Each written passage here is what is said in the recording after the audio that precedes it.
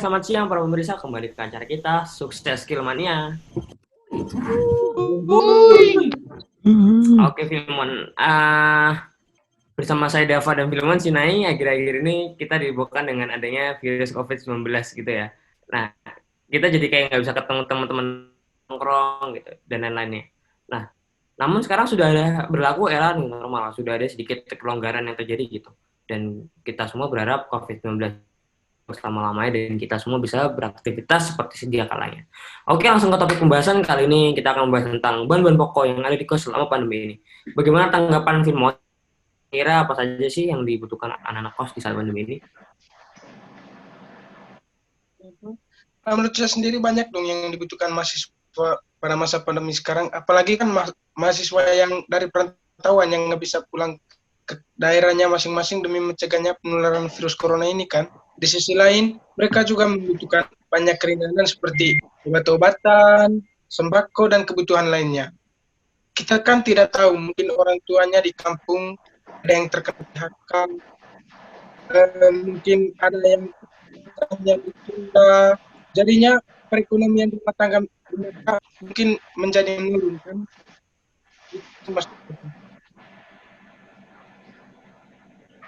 Oke, terima kasih tanggapan dari Anda. Tanggapannya bagus. Boleh minta tepuk tangan?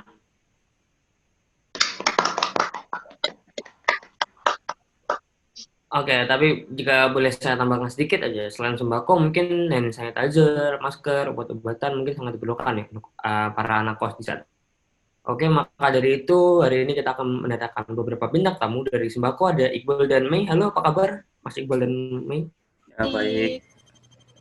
Oke, lalu ada obat-obatan dari Dini dan Bisyam. Halo, Bang Dini. Halo, Mas Dava. Dan dari sisi masker ada Bang Ibnu dan Bang Wisnu. Halo, apa kabar? Halo Mas Dava, baik, baik, baik. Oke, dan terakhir ada dari hand sanitizer ada Dokter Zaki dan Dokter Jeffrey. Halo, apa kabar dokter? Halo, apa kabar semua? Oke, Baik, saya baik. langsung ke tempatnya Mas Dini dulu ya. Halo Mas Dini, Halo, Mas Dava. Selamat siang. apa kabar nih? Baik. Lagi sibuk apa aja sih selama corona gini, pandemi gini? Selama corona ini saya sibuk untuk melakukan social distancing, menjauhi keramaian juga, sedang ngurus rumah juga, seperti itu Mas Dava. Dan ya lumayan lah buat cari pacar. Oh, oke, siap. Kira-kira nih menurut Mas Dini sebagai praktisi kesehatan selama pandemi ini apa aja sih yang apa namanya apa aja sih kebutuhan yang harus ada gitu atau yang dimiliki mahasiswa? Eh, Seperti yang dikatakan Mas Filmon sama Mas Dava tadi, sangat memperhatikan ya sekarang untuk situasinya. Banyak juga orang tua yang mungkin di PHK, ada yang sekarang mungkin work from home, ada yang mungkin pekerja harian yang tidak bisa digaji. Jadi menurut saya yang harus ada pada mahasiswa rantau untuk mereka bisa survive pada pandemi seperti ini, mungkin untuk sekarang sembako, bantuan dana, kalau bisa obat-obatan seperti itu, Mas Dava. Oke, kan banyak kali sekarang obat-obatan Mas Dini ya. Nah, kira-kira obat yang bagus atau yang cocok untuk saat-saat pandemi ini apa sih? Obat yang cocok untuk saat pandemi seperti ini, saya bisa menyarankan obat seperti obat batuk, obat untuk masuk angin seperti untuk mahasiswa yang sering begadang ya untuk kerjain tugas. Terus ada juga obat untuk sakit kepala, obat untuk pusing, obat untuk diare juga, sama obat untuk ini, sama ada juga vitamin C untuk membuat daya tahan tubuh semakin bagus, Mas Dava. Oke, penggunaan obat-obat ini tuh buat apa aja sih Mas dan manfaatnya itu apa aja Mas Dini? Semua obat tuh punya manfaatnya sendiri-sendiri seperti obat diare untuk menghilangkan diare, obat sakit kepala untuk menghilangkan sakit kepala, dan juga obat seperti vitamin atau vitamin lagi salah, vitamin C bisa juga untuk membuat tubuh semakin sehat, Mas Dava. Jadi obat sakit kepala itu terbagi atas dua. Seperti itu, Mas Dava. Jadi obat sakit kepala itu ada untuk yang migran sama yang ekstra. Obat diare juga ada yang berbentuk tablet dan juga cair, sama dengan vitamin C. Seperti itu, Mas Dava. Oke, apakah ada efek samping setelah kita mau konsumsi obat tersebut? Semua obat menurut saya mempunyai efek samping jika kita mengkonsumsinya melebihi batas atau batas dosisnya. Seperti kalau seperti obat sakit kepala, jika kita minum terlalu banyak atau melebihi dosisnya, kita akan sangat ngantuk dan mungkin ada efek samping yang lain. Terus kalau untuk obat pencernaan seperti obat sakit kepala, obat diare itu membuat kita akan susah buang air. Kalau obat sakit kepala, obat seperti obat masuk angin seperti itu bisa membuat kita mual, pusing, dan juga enek. Terus kalau obat vitamin C, jika kita mengonsumsinya terlalu banyak atau melebihi dosis, kita akan mengalami ruam, panas pada tubuh, dan bisa juga kalau melakukan hal itu jangka panjang bisa ini membuat ginjal kita rusak, sudah Pak. Oke, terima kasih atas Mas Denny atas jawabannya. Sama-sama, Mas Dafa. Oke, sekarang saya ke Mas Bisyam. Mas Bisyam, halo? Bisa mendengarkan?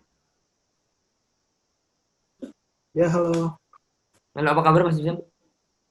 Alhamdulillah baik. Baik-baik. Oke, lagi sibuk apa nih selama pandemi ini? Ya, sibuk di rumah aja, terus kerjanya semua kerjaan di rumah gitu ya. Ya, gitulah, urus rumah, urus itu. Oke, langsung ke pertanyaan aja Mas Bisyam ya.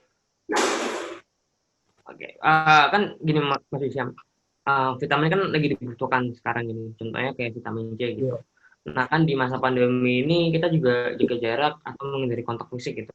Jadi kita jadi di rumah terus di kos-kosan terus juga, dan jadi kurang asupan vitamin dari buah. Gitu. Ada nggak sih alternatif untuk mencukupi vitamin C ini? Nah, saya memiliki alternatif untuk memenuhi kebutuhan vitamin C harian untuk tubuh kita. Vitamin merupakan suplemen dengan kandungan vitamin C dalam bentuk tablet hisap. Obat ini digunakan untuk mencegah defisiensi vitamin C atau kekurangan vitamin C, dan juga bisa membantu memenuhi kebutuhan vitamin C harian untuk tubuh kita. Vitamin bermanfaat untuk menjaga kesehatan dan membantu memenuhi kebutuhan tubuh terhadap vitamin C. Suplemen ini tersedia dalam bentuk tablet. Vitamin dapat membantu menjaga daya tahan tubuh apalagi dalam masa pandemi seperti saat ini. Dengan mengonsumsi vitamin, tubuh akan tetap fit dan bebas beraktivitas sepanjang hari. Gitu, Mas Dafa.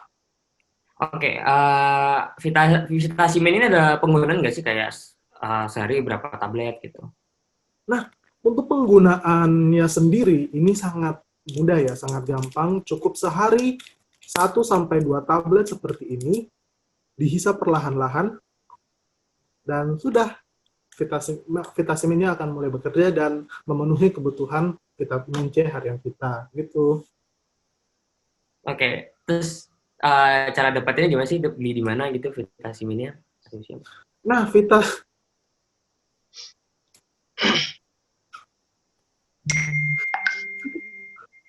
vitamin bisa didapatkan di minimarket, supermarket, apotek, bahkan bisa online juga, Mas Dafa. Jadi tanpa keluar rumah pun bisa mendapatkan vitamin dengan mudah. Gitu, Mas Dafa. Oke, berarti bisa dapat di online juga ya? Iya, Mas Dafa. Wah, kebetulan juga nih, aku juga jauh dari apotek sih rumahku, jadi ya sangat membantu sekali lah. Oke, terima kasih Mas Bisyam dan Mas Dini atas informasinya. Terima kasih. Oke. Oke, baik Mas Dafa. Tadi kita sudah mendengarkan bagaimana Mas Denny dan Mas Bisam menjelaskan tentang obat-obatan. Nah, sekarang saya beralih ke Dr. Zaki, Dr. Jeffrey. Halo Dr. Zaki dan Dr. Jeffrey. Halo Mas Sumon, apa kabar semua? Gimana kabarnya? Alhamdulillah, baik. Baik.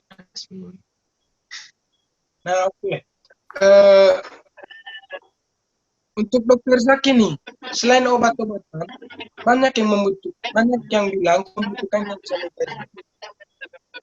Gimana menurut Dr. Zaki? Kita membutuhkan serat atau enggak?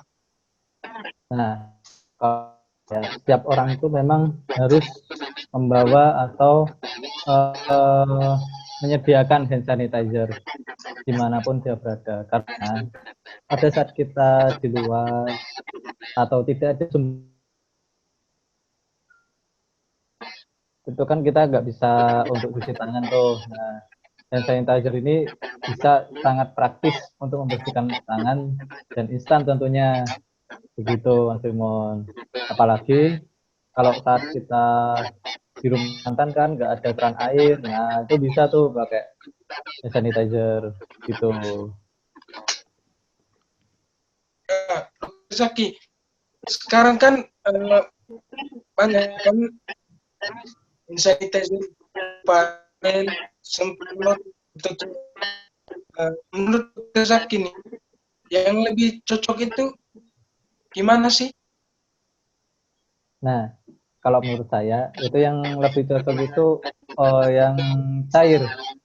Nah, biasanya di botol seperti ini, gitu. Ini kan cair nih. Nah, itu nanti bisa kita perkecil lagi, ya bisa kita bawa kemana-mana dengan dimasukkan ke dalam botol parfum sini yang mau disemprot. Nah, ini bisa semprot.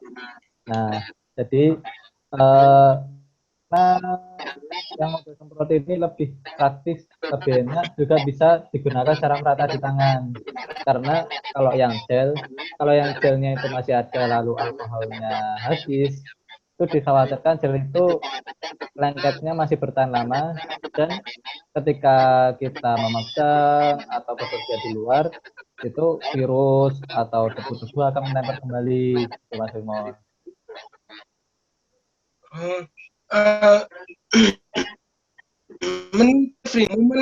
Menggunakan hand sanitizer dan larangan setelah menggunakan hand sanitizer itu sih?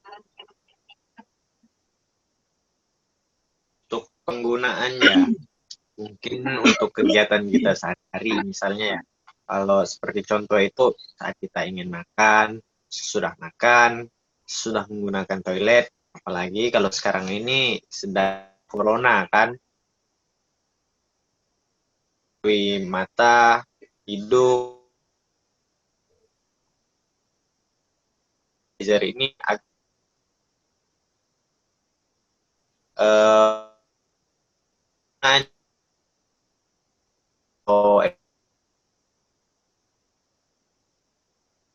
gunakan hand sanitizer karena hand sanitizer ini bersifat banyak bahan-bahan kimiawi yang tidak bagus untuk kesehatan tubuh, bisa menurunkan imun daya tahan tubuh, begitu Mas Filmon.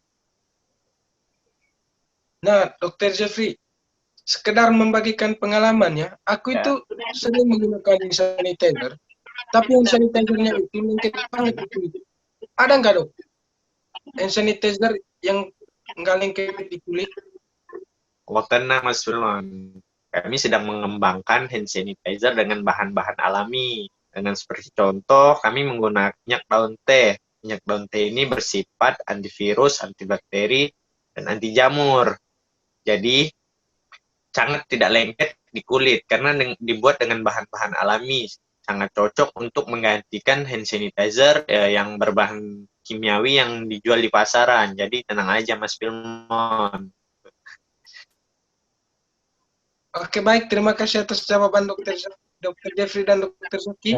Sama-sama Mas Rimon. Ya, sama-sama Mas Firman. Oke, terima kasih Mas Firman dan rekan-rekan dokter. Tetap semangat buat ngadepin pasien COVID ini. Tetap sukses terus. Oke, siap. Oke. Sekarang di sebelah saya udah ada Bang Ibnu. Halo Bang Ibnu, apa kabar? Halo Mas Dafa, halo. Ya, Bang Ibnu.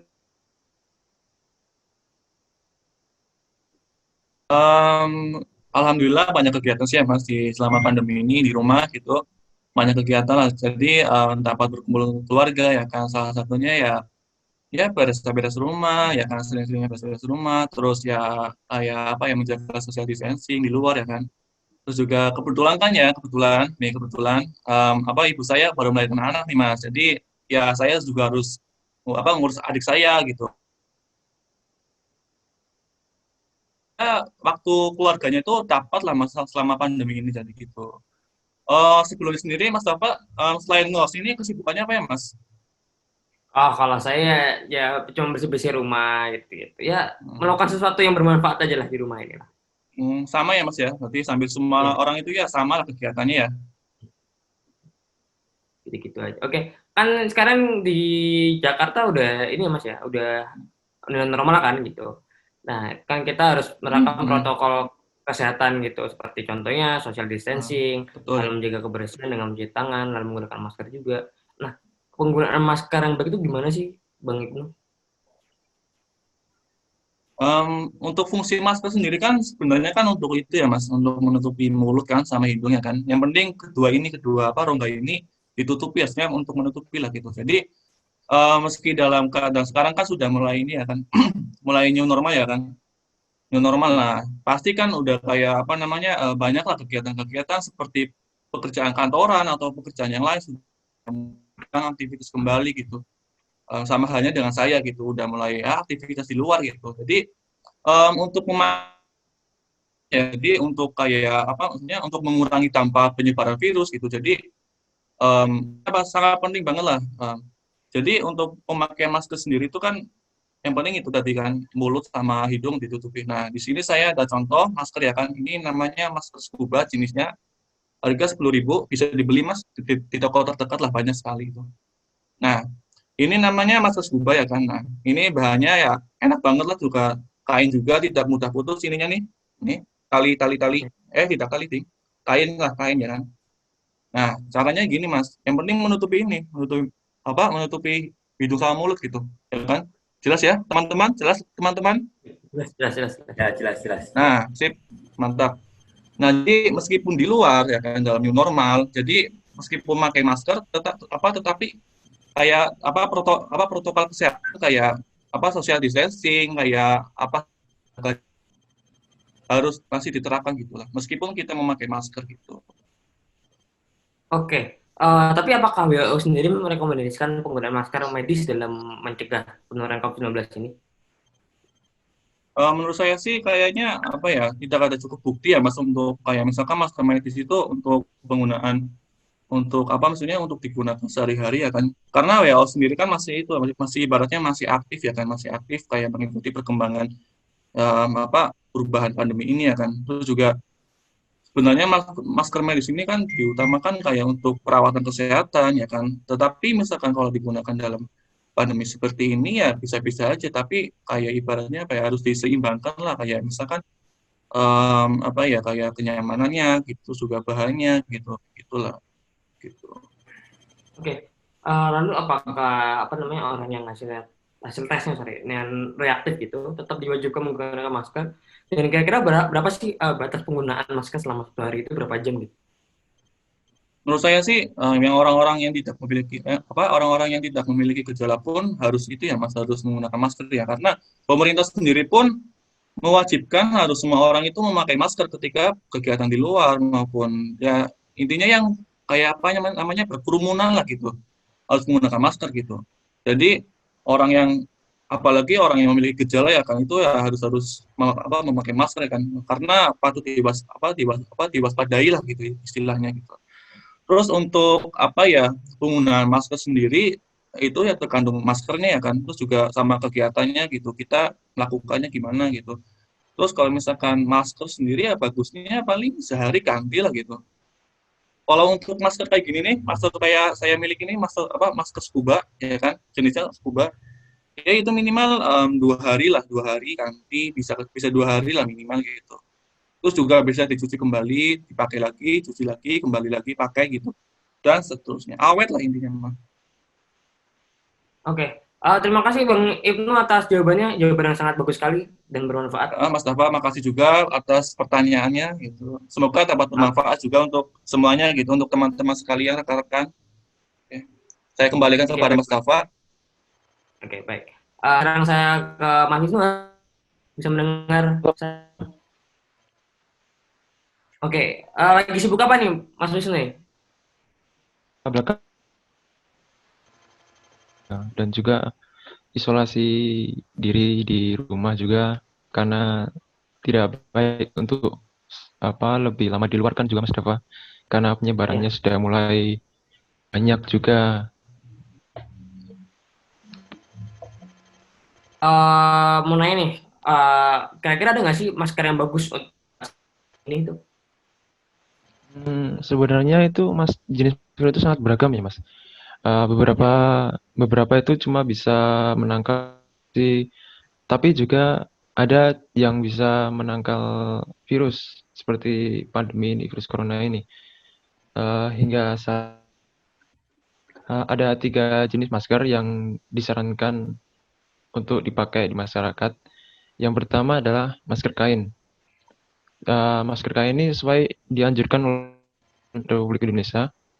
Semua orang disarankan untuk memakai masker termasuk masker kain ini ketika harus bepergian keluar rumah, misalnya harus bekerja di luar rumah atau membeli kebutuhan bulanan. Masker ini cukup untuk bisa menghalau percikan air liur yang keluar saat berbicara atau bernafas yang misalnya terkonten koronis inilah.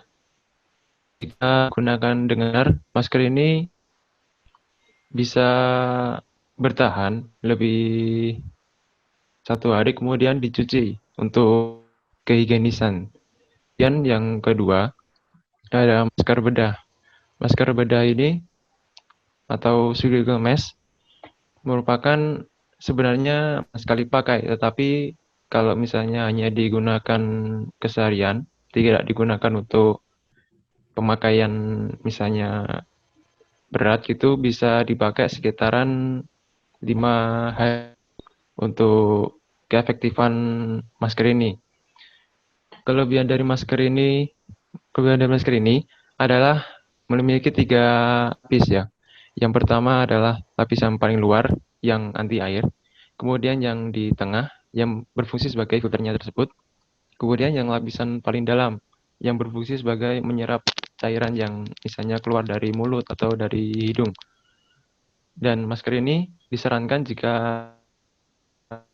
kita sedang sakit, disarankan memakai ini karena untuk mencegah penyebaran virus yang kita alami. Kemudian yang terakhir adalah masker N95. Masker ini sangat efektif untuk penularan virus corona, untuk mencegah virus corona.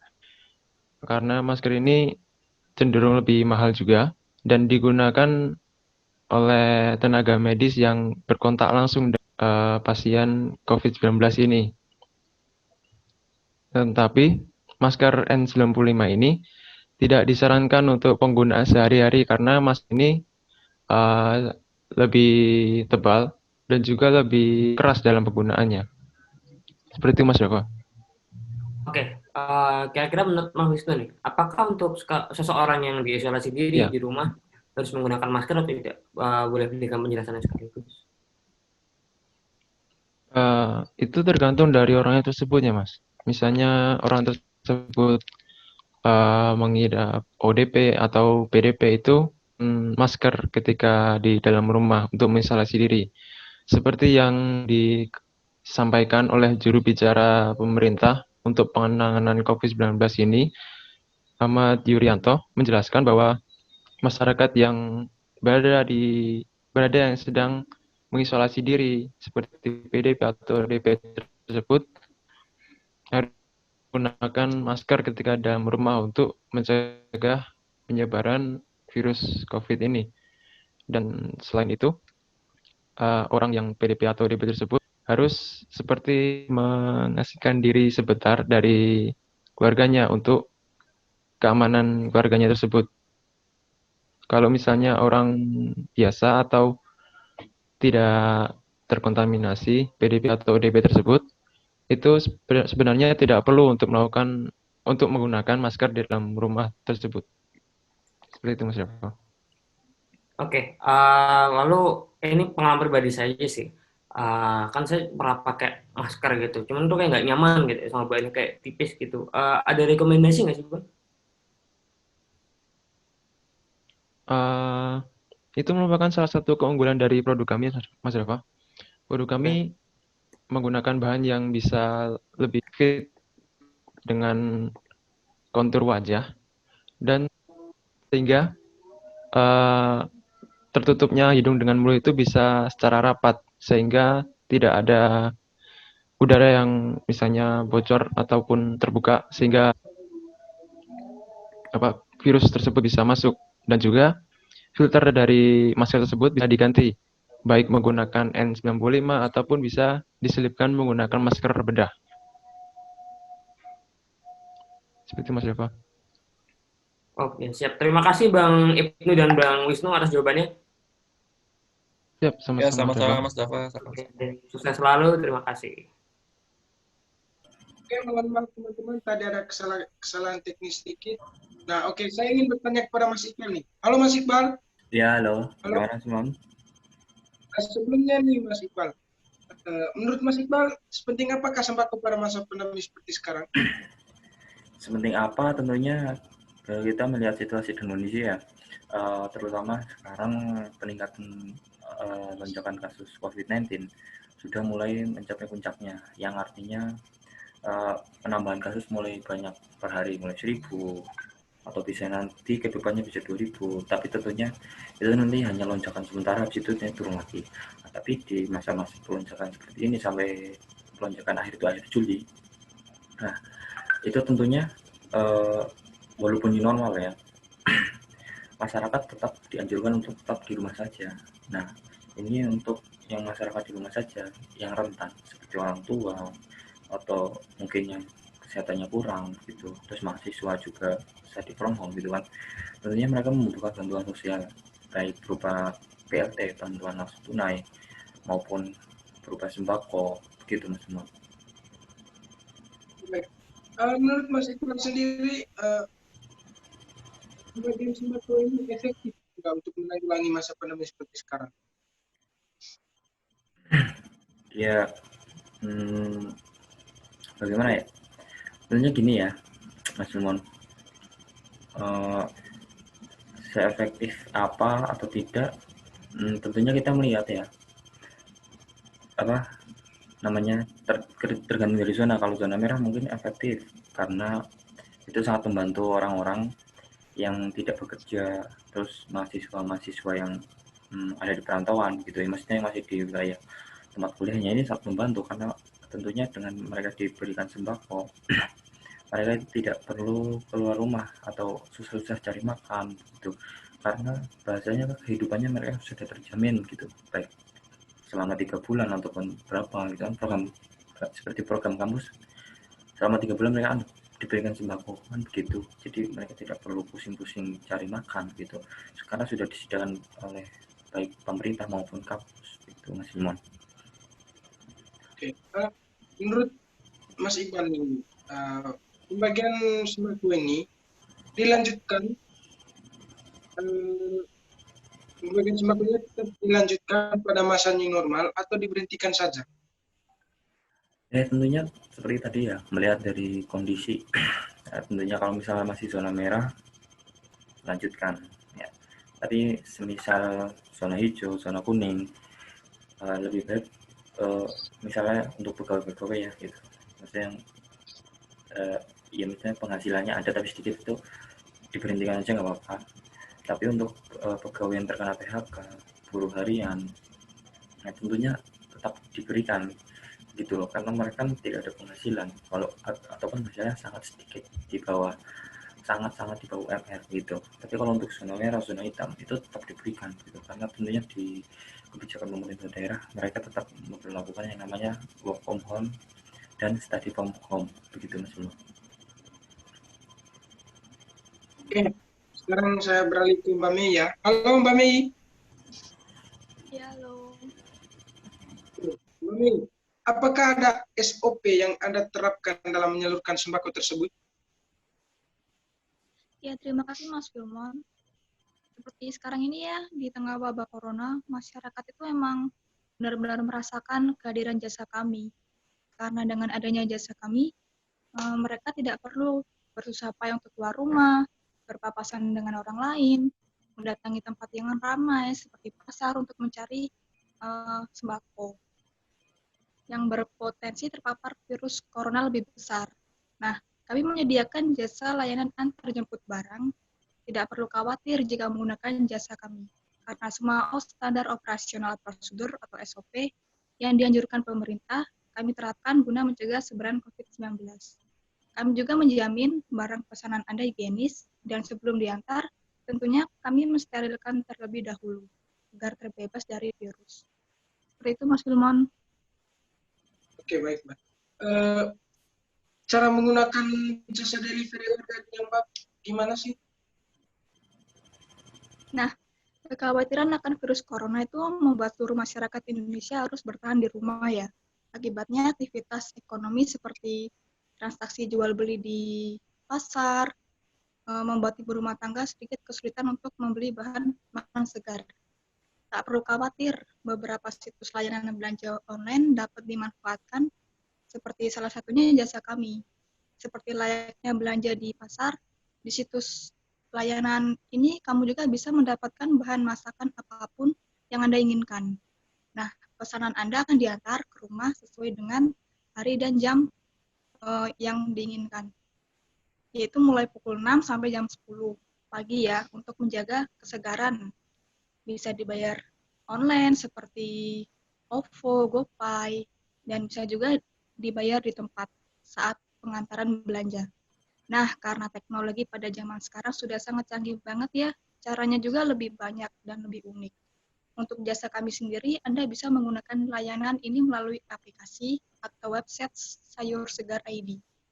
Dan untuk media sosial Anda bisa menghubungi seperti Facebook, WhatsApp, Instagram untuk memesan kebutuhan Anda. Seperti itu, Mas Filmon.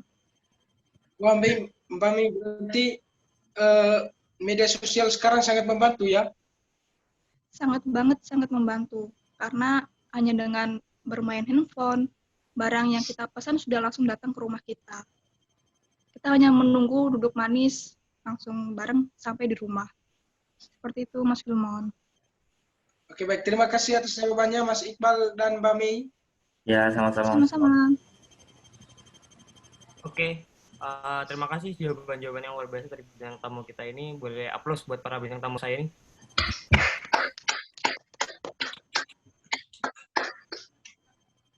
Oke, jadi begitu Mon, banyak yang bisa kita ambil ya hari ini, kayak seperti jasa-jasa yang ada seperti sembako tadi contohnya, yang menaruhkan jasa berbasis online dan pastinya steril. Ya nggak Mon? Iya, iya. Bagaimana teman-teman tadi sudah menjelaskan sangat spesifik tadi, dan juga bagaimana cara penggunaannya, bagaimana media sosial juga sangat membantu di sini tadi ya, Mas Dafa. Ya. Oke. Baik, sebelum menutup talk ini, apakah ada yang ingin bertanya atau ada tambahan lagi dari narasumber? Ya, silakan Mas Wisnu duluan, coba. Mas Wisnu duluan, dipersilakan. Ya, baiklah. Seperti yang saya katakan tadi, semua Halo, Mas produk Dafa, halo. tersebut itu sebagai buat tindakan yang preventif untuk pencegahan virus corona ini. Dan untuk pada final itu sebenarnya tergantung dari kita semua dalam mencegah virus COVID ini, seperti social distancing, dengan kemudian cuci tangan setelah melakukan atau sebelum melakukan aktivitas dan lain-lain. Seperti itu, Mas Reva. Oke, baik. Sekarang boleh dari Mas Ibnu. Halo Mas Ibnu, mendengarkan saya? Tes, masuk nggak? Oh, masuk sih. Halo, ya. Masuk Mas Ibnu. Halo Mas Ibnu.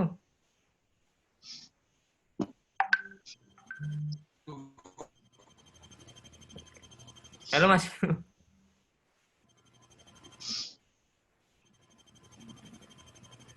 Halo Mas Ibnu, waktu dan kesempatan dipersilakan.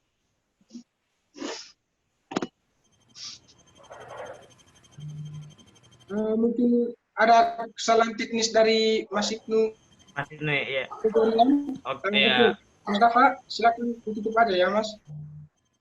Oke, baik. Oke, Mon, talk yang sangat seru sekali ya. Banyak pelajaran yang kita. Oke, jadi tambahan menurut saya ya, untuk masyarakat gitu, dalam dan sangat penting lah, sebenarnya sangat penting untuk menjaga kesehatan gitu.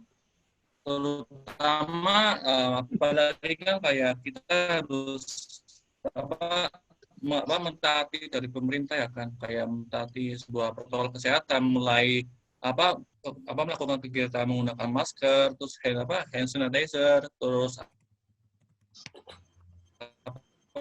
lagi ya obat-obatan, ya gitulah intinya. Gitu sekian saja lah. Oke ya, baik. Terima kasih Mas Ibnu. Oke, halo? Ya, halo. Talkshow yang sangat seru sekali ya, banyak pelajaran yang bisa kita dapatkan. Jadi ambil positifnya aja, bukan negatifnya. Baik, karena keterbatasan waktu, saya Dava dan Saya Filmon. mengundurkan diri. Maaf bila ada kesalahan kata. Assalamualaikum warahmatullahi wabarakatuh dan selamat siang. Waalaikumsalam. Waalaikumsalam warahmatullahi wabarakatuh.